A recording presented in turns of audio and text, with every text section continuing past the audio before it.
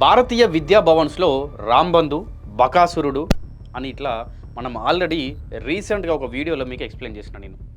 అసలు ఈ విద్యా భవన్స్లో ఏం జరుగుతుంది, ఎవరు దీనికి కారకులు, దీనికి నెలకు ఎంత ఆదాయం ఉంది, సంవత్సరానికి ఎంత ఆదాయం ఉంది, ఈ రాంబంధు ఎవరైతే పిల్లి రాము అనే వ్యక్తి ఉన్నాడో ఈయన సంవత్సరానికి ఈయన ఖాతాల్లో ఎంత మొత్తంలో ఈయన వేసుకుంటున్నాడు. ఒక విద్యా భవన్స్లోనే కాకుండా క్రికెట్, టెన్నిస్ అని చెప్పి రెండు సపరేట్ అకాడమీలలో కూడా ఈయన అక్కడ వచ్చేటువంటి ఆదాయం ఏదైతే ఉందో దాన్ని కూడా ఈయన ఖాతాలోనే వేసుకుంటున్నాడు. సో మరి మొత్తంగా సంవత్సరానికి ఎంతవరకు ఈయన తింటూ ఉండొచ్చు అనుకుంటున్నారు?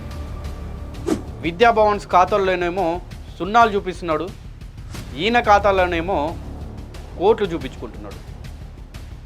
మరి భవన్స్ నుండి సంవత్సరానికి 60 నుండి 70 కోట్ల వరకు కూడా ఆదాయం వస్తుంది. రకరకాల ఫీజుల పేర్లతోటి విద్యార్థుల దగ్గర నుంచి వెళ్ళి వీళ్లకు ఫీజులు కడతారు.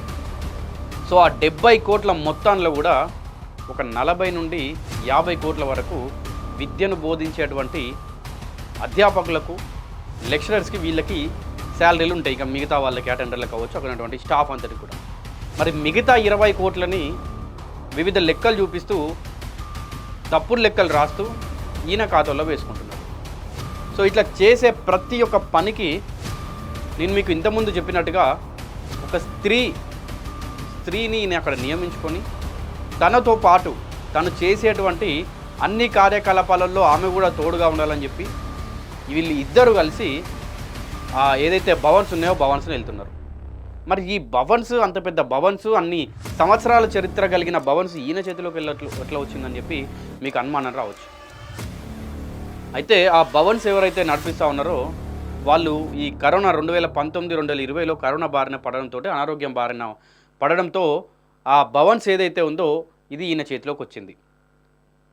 ఈయన ఒక పీఈటీగా జాయిన్ అయ్యింది. అక్కడ ఒక పీఈటీగా జాయిన్ అయిన ఇతను పిల్లి రాము అనే వ్యక్తి ఆ భవన్స్ మొత్తం కూడా తన చేతిలోకి తీసుకొని అసలు భవన్స్లో అవుట్సోర్సింగ్ ఉద్యోగులు అనే ఒక అది కూడా ఉంటుంది అని లేకుండా అవుట్సోర్సింగ్ ఉద్యోగులను కూడా నియమించుకుంటున్నారు. దాంట్లో ఈ ఎవరైతే అక్కడ ఉన్నటువంటి వాళ్ళు అవుట్సోర్సింగ్ ఆల్రెడీ నియమించుకున్న వాళ్ళు ఎవరైతే ఈయన మాట వినరో, ఎవరైతే ఈయనని వ్యతిరేకిస్తారో వాళ్ళని తీసేసి వాళ్ళని తొలగించి వెంటనే మళ్ళీ కొత్త వాళ్ళని కూడా తీసుకొస్తున్నారు.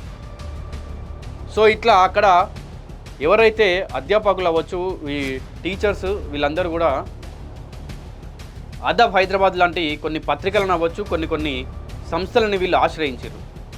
పక్కా ఆధారాలతోటి వీళ్ళు ముందుకు వచ్చి పిల్లి రాము అనే వ్యక్తి భవన్స్లో ఒక పీఈటీగా జాయిన్ అయిన ఇతను, అసలు ఏమీ సంపద లేకుండా జాయిన్ అయినటువంటి ఇతను ఇప్పుడు కొన్ని కోట్లు కాజేస్తున్నాడు భవన్స్ నుండి అని చెప్తున్నారు. సో ఇంకా ఓన్లీ భవన్స్ ఉండే కాకుండా నేను ఇందాక మీకు చెప్పినట్టుగా టెన్నిస్ అవ్వచ్చు, క్రికెట్ అవ్వచ్చు. సో వాటిలో దగ్గర సంవత్సరానికి 60 నుండి 70 లక్షల వరకు వస్తుంది. ఆ 70 లక్షల సొమ్ము ఎటు పోతుంది, ఎవరి అకౌంట్లో జమ అవుతుంది, అసలు విద్యార్థులు చెల్లించేటువంటి ఈ ఏదైతే ఫీజులు ఉన్నాయో ఇవన్నీ అసలు ఎవరి ఖాతాల్లోకి పోతున్నాయి, ఇంకా ఎంత మొత్తంలో పోతా ఉన్నాయి అని చెప్పి పక్కా ఆధారాలతోటి ఆదబ్ హైదరాబాద్ దినపత్రికలో మీరు ఇంతకుముందు ఒక కథనం వచ్చింది, ఈరోజు కూడా వచ్చింది. ఈరోజు అంటే మార్చి 23, 2026 మీరు వెబ్సైట్లో కూడా చెక్ చేయొచ్చు ఒకసారి. ఈ పిల్లి రాము అనే వ్యవహారం ఎట్లా నడిపిస్తున్నాడు, అసలు ఏంది అనేది కూడా మీకు ఆ 2 ఆర్టికల్స్ చూస్తే ఒక బ్రీఫ్ మీకు దొరుకుతుంది అక్కడ.